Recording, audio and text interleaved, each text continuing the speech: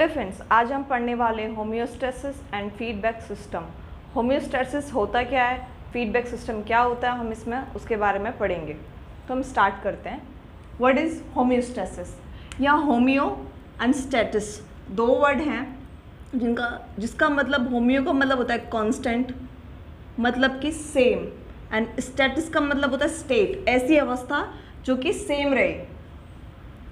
It is the ability of the body or cells to they maintain a condition of equilibrium। मतलब ये body या sales की एक ऐसी एबिलिटी, एक ऐसी खासियत होती है जिससे कि क्या हो, जो हमारी बॉडी की कंडीशन है वो कैसी रहे, मेंटेन रहे, मींस इक्विलिब्रियम में रहे। इक्विलिब्रियम मतलब एक डायनेमिक फॉर्म में रहे, ना तो इंक्रीज हो ना ये डिक्रीज हो। और हम इसे क्या कह सकते हैं, और when internal environment is constant with respect to external environment। जब internal environment मतलब कि हमारी जो बॉडी का environment है, अंदर का environment, वो constant हो, वो same रहे, किसके प्रति, बाहर का जो environment है उसके प्रति। जैसे कि हमारा बॉडी टेम्परेचर 37 डिग्री सेल्सियस, हमारा जो बॉडी का टेम्परेचर होता है वो होता है 37 degree Celsius.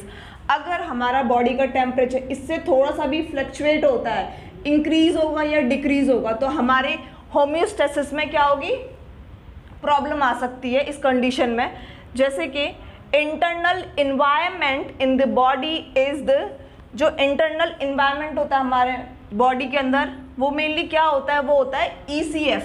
ECF stands for extracellular fluid in which cells live, जिसके अंदर जो हमारे सेल्स होते हैं वो रहते हैं। ECF includes blood circulated in a vascular system.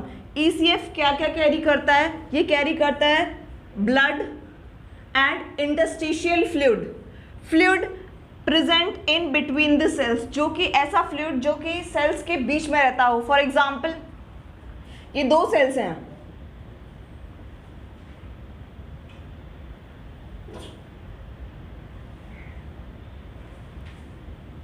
ये दो सेल्स हैं, जो इसके अंदर फ्लूइड मिलेगा उसे कहेंगे हम ICF, मतलब कि इंट्रासेलुलर फ्लूइड। और ये है ब्लड वेसल, जो इसके अंदर मिलेगा वो होगा ब्लड। यहाँ पे जिसके बारे में हमने बात की है, और जो इनके बीच में ये दो सेल हैं, इनके बीच में जो फ्लूइड मिलेगा हम उसे कहेंगे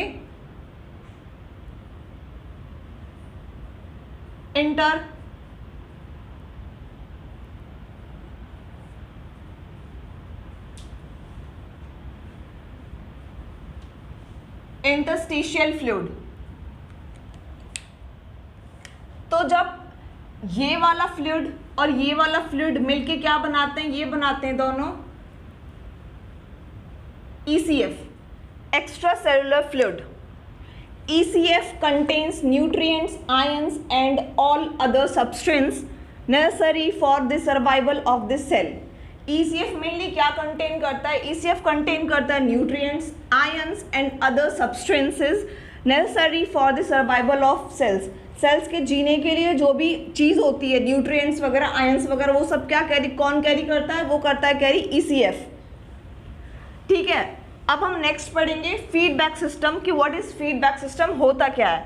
it is the cycle of events in which the status of the body condition is monitored, evaluated, changed, remonitored and re-evaluated and so on। मतलब कि ये एक ऐसी साइकिल है, ऐसी इवेंट्स ऑफ साइकिल है जिसके अंदर जो हमारा बॉडी का स्टेटस होता है, मतलब कि बॉडी की एक ऐसी अवस्था जो कि रीमॉनिटर्ड करती है, जज करती है, उसको देखती है, और अगर कोई कमी आती है तो उसको बदलाव करती है उसके अंदर, और फिर से उसको रीमॉनिटर्ड करती है और री-इवेल्युएटेड करती है, और ऐसे ही चलता रहता है प्रोसेस। ये इसमें दो तरीके के फीडबैक सिस्टम होते हैं। फर्स्ट होता है पॉजिटिव फीडबैक सिस्टम और नेगेटिव फीडबैक सिस्टम। पॉजिटिव से हम जान सकते हैं पॉजिटिव, एंड नेगेटिव से हम जान सकते हैं नेगेटिव। ठीक है, मतलब यहाँ पे कोई चीज़ इंक्रीज हो रही होगी और यहाँ पे कोई चीज़ डिक्रीज हो रही होगी। तो जैसे कि पहला है positive feedback system, when anything is decrease in our internal environment then it is try to back into the normal condition by increasing it. मतलब कि इसमें क्या होता है, अगर कोई भी चीज़ हमारी बॉडी में कम हो रही है तो क्या करेगा, ये उसको इंक्रीज करेगा उस चीज़ को, और क्या करेगा, नॉर्मलाइज करेगा। इससे पहले मैं आपको बता दूं कि कंपोनेंट्स क्या क्या होते हैं फीडबैक सिस्टम के। कंपोनेंट्स होते हैं stimulus, sensory and receptors, control centre and effector. Control centre यहाँ पे हम कंसिडर कर सकते हैं ब्रेन को, जहां से सारी इंफॉर्मेशन ट्रांसफर होती है थ्रू आउट द बॉडी। यहाँ पे स्टिमुलस कुछ भी हो सकता है, एक्सटर्नल एनवायरनमेंट से कुछ भी हम मान सकते हैं। पॉजिटिव फीडबैक हमने भी पढ़ा था, when anything is decrease in our internal environment then it is try to back into normal condition by increasing it. अगर कुछ भी हमारे इंटरनल एनवायरनमेंट में कुछ भी कम होता है तो क्या होगा, उससे वो उसको ट्राई करेगा नॉर्मल कंडीशन में लाने के लिए बाय इंक्रीजिंग, उसका अमाउंट इंक्रीज करके। For example blood clot formation. Blood clot formation में क्या है कि अगर जब हमारे चोट लग जाती है तो क्या होता है, वहाँ पे एक ब्लड का क्लॉट बन जाता है जिसे हम कहते हैं खून का थक्का, वो जम जाता है। उसका प्रोसेस क्या होता है, डैमेज टिश्यू रिलीज केमिकल। अगर हमारी स्किन पे कट लगा तो वो स्किन डैमेज हो गई वहाँ से। अब वहाँ डैमेज अगर हमारी स्किन यहाँ से कट लगा तो वहाँ के जो टिश्यूज थे उनको डैमेज हुए। उन टिश्यूज के पास में क्या थे, वहाँ थे रिसेप्टर्स। रिसेप्टर यानी कि सेंसर या रिसेप्टर थे। स्टिमुलस मतलब कि वही चोट लगी हम लोगों को बाहर से, ये जो रिसेप्टर कहाँ जाएंगे, ये जाएंगे ब्रेन के पास में, मतलब कंट्रोल सेंटर के पास में, और उसे बताएंगे कि ब्लीडिंग हो रहा है, मतलब कि ब्लड फ्लो हो रहा है हमारी बॉडी से और इसको बहुत रोकना बहुत ज़रूरी है। तो कंट्रोल सेंटर क्या करेगा, जहाँ से प्लेटलेट का जो फॉर्मेशन है उसको ऐसा सेंटर से एक्टिवेट कर देगा ताकि प्लेटलेट जाए वहाँ पे और वो अपना काम करें और वहाँ पे क्लॉटिंग प्रोसेस स्टार्ट करें। और जो जहाँ जाने के बाद जो रिजल्ट आएगा वो आएगा इफेक्टर पे। जैसे कि damage tissue release chemical, tissue से डैमेज हुए, उन्होंने केमिकल रिलीज किया। केमिकल इनिशिएट प्लेटलेट एक्टिवेशन, और केमिकल ने क्या किया, स्टार्ट प्लेटलेट्स का एक्टिवेशन, मतलब कि प्लेटलेट को एक्टिव कर दिया। प्लेटलेट रिलीज मोर केमिकल, और प्लेटलेट बहुत ज़्यादा केमिकल रिलीज करने लगी ताकि क्या हो, क्लॉट का फॉर्मेशन जल्दी हो और इंजरी की वजह से ज़्यादा ब्लड लॉस ना हो। ठीक है। सेकंड आता है child birth. At the time of pregnancy क्या होता है, uterine stretch receptors are activate. जब चाइल्ड बर्थ होता है तो फीमेल को बहुत ज़्यादा पेन की वजह से उसको चाहिए होता है कि हमारी मतलब कि जो यूट्राइन वॉल है वो स्ट्रेच होती है, तो उसको क्या है कि उसको और चाहिए कि वो स्ट्रेच हो। तो क्या होता है इसमें, ये जाता है सिग्नल ब्रेन के पास में, brain sends signals to release oxytocin, और ब्रेन क्या करता है, ब्रेन रिलीज करता है ऑक्सीटोसिन, एक हार्मोन है जो कि किस में हेल्प करता है, यूट्राइन कॉन्ट्रैक्शन में हेल्प करता है। Oxytocin causes uterine muscles contraction. जब ये ऑक्सीटोसिन कॉन्ट्रैक्ट करेगा तब जाके क्या होगा, चाइल्ड बर्थ इजीली हो जाएगा।